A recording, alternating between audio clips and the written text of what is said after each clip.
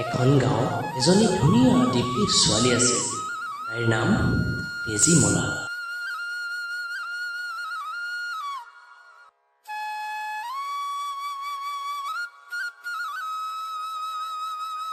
দেউতাকে তাইক বহুত মৰম কৰিছিল।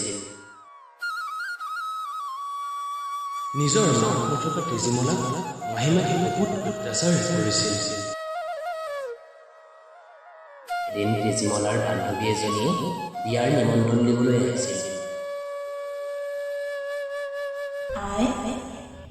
মোৰ দেখোন বিয়ালৈ পিন্ধি যাব এযোৰো ভাল সাজ মই নেযাওঁ দে। মাহীমাকে তেজীমলাই বিয়াত পিন্ধিবলৈ বুলি পাটৰ ৰিহা মেখেলা এযোৰ টোপোলা এটাত বান্ধি দিলে। মাহীমাকে বুদ্ধি কৰি পাটৰ ৰিহা মেখেলাযোৰৰ ভিতৰত মনে মনে এটা নিগনি আৰু এটা আঙুঠা বান্ধি দি টোপোলা এটা কৰি তেজীমলাৰ হাতত দিলে।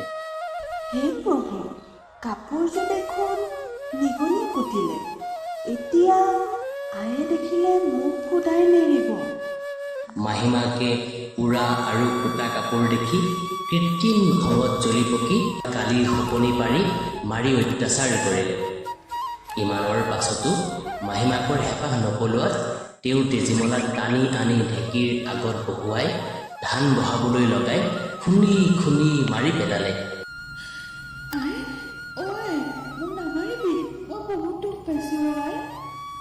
মাহীমাকে কোনেও গম নোপোৱাকৈ তেজীমলাৰ মৃতদেহটো পুতি থলে। তেজীমলাক পুতি থোৱা জেগাখিনিত এজোপা ধুনীয়া নেমু গছ গজিল। লগতে ডাঙৰ ডাঙৰ নেমু লাগিবলৈ ধৰিলে। এদিন এটা মগনিয়াই নেমুজোপাৰ পৰা এটা নেমু ছিগিবলৈ হাত মেলিলে।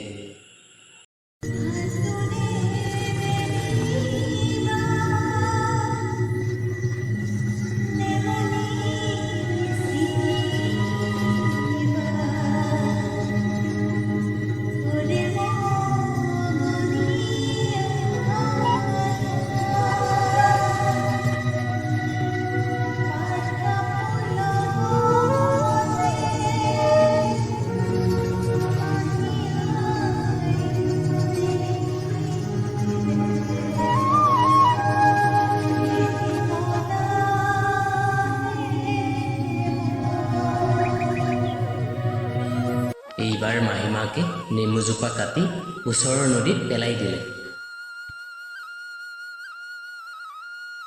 দুদিনমানৰ পাছত নদীৰ সেই ঠাইখিনিত এজোপা ধুনীয়া পদুম ফুল ফুলিল। দেউতাক হাতৰ পৰা আহি পদুম ফুলপাহ দেখি আচৰিত হ'ল আৰু ভাবিলে এইপাহ মই তেজীমলালৈ লৈ যাওঁ। সেই বুলি ভাবি ফুলপাহ ছিঙিবলৈ হাত মেলোঁতেই ফুলপাহে মাত লগালে।